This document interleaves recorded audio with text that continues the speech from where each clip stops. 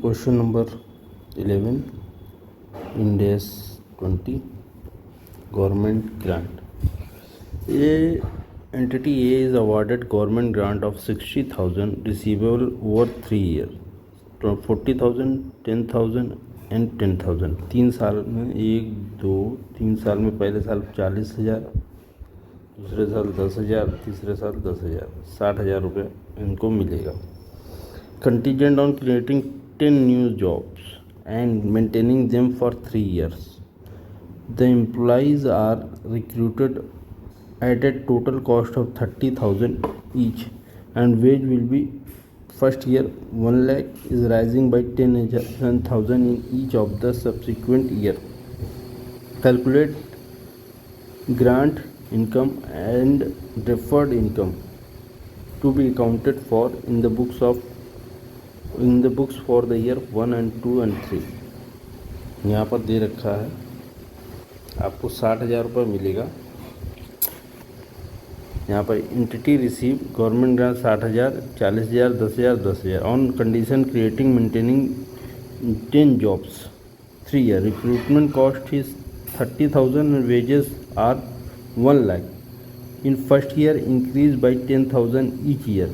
पहले साल 1 लाख रहेगी, दूसरे साल 1,10,000 रहेगी, तीसरे साल 1,20,000 रहेगी. 3 साल के लिए दिया है तो 3 साल ये हो गया. ठीक है. उसके बाद कह रहे हैं फर्स्ट ईयर रिक्रूटमेंट कॉस्ट भी है, तो फर्स्ट ईयर रिक्रूटमेंट कॉस्ट छोड़ देंगे तो 1,30,000 ये हो जाएगी. उसके बाद हर साल आपका 1,10,000, 1,10,000, 1,20,000 each year. Take is the calculate grant and deferred income for 1 to 3 year. तो सिंपल सा है. आपको जो है जो 60,000 है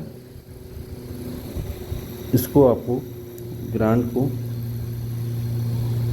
प्रोपोर्शनेटली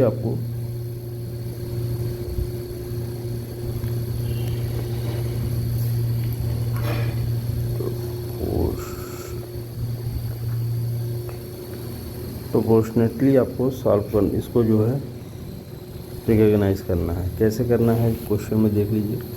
सबसे पहला आपका जो ग्रांट है 1,30,000 रुपये जो आएगा खर्चा. टोटल कितना हो गया आपका? टोटल हो गया 3,60,000. 1,10,000 सेकेंड ईयर में, 1,20,000 थर्ड ईयर में. फर्स्ट ईयर में ये इसमें क्या है 1 लाख प्लस 30,000 रिक्रूटमेंट पहले साल का. फिर उसके बाद जोड़ लीजिए 1,30,000, 1,10,000, 1,20,000, 3,60,000. इस 60,000 रुपये को इस प्रोपोर्शन में जो है आपको डिवाइड करना है. 1,20, 1,30, 1,10 और 1,20. इस प्रोपोर्शन में आप जो है डिवाइड कर लीजिए. ग्रांट को जो है इसको इस बेसिस पे आप हर साल जो है गवर्नमेंट ग्रांट को आप इसमें डालेंगे. तो सबसे पहला जो आपका ईयर है अगर आप देखें 1, 2 and 3 ग्रांट लेबर कॉस्ट जो है आपकी 1,30, 1,10, 1,20. आपकी जो ग्रांट इनकम है वो आएगी इस तरह से आएगी 60,000 रुपया. जब आप डिवाइड करेंगे 360 से मल्टीप्लाई करेंगे 130 से तो जो ये 60,000 डिवाइडेड बाई 360 मल्टीप्लाइड बाई 130 21,667 रुपये. उसी तरह डिवाइड करेंगे 130 मल्टीप्लाइड करेंगे 110 से तो ये हो जाएगा 18,333 रुपये. इसी तरह 110 डिवाइडेड बाई 120 ये आपका 20,000 रुपया आ जाएगा. इसको जोड़ेंगे तो ये टोटल आपका 60,000 रुपया आ जाएगा गवर्नमेंट ग्रांट. और आपकी जो डिफर्ड इनकम रहेगी, डिफर्ड इनकम वो आपकी फर्स्ट ईयर में कितना, फिर 10,000, फिर नील हो जाएगी. इस तरह से जो आपकी डिफर्ड इनकम निकल के आएगी. देख सकते हैं government grant and disclosure. Income 60,000 should be recognise over the period of two compensate the related cost. Calculation of government grant and deferred income. Labor cost in deferred grant income deferred income 1,30,000 1 lakh, ये total करेंगे 1,60,000 हो जाएगी।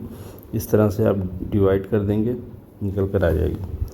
Therefore grant income to be recognized profit and loss for second third year, ये इस तरह से amount of grant that has not yet been credited to profit and deferred as income and to be reflected in balance sheet. Hence the deferred income balance sheet for the first and second year are ये और ये।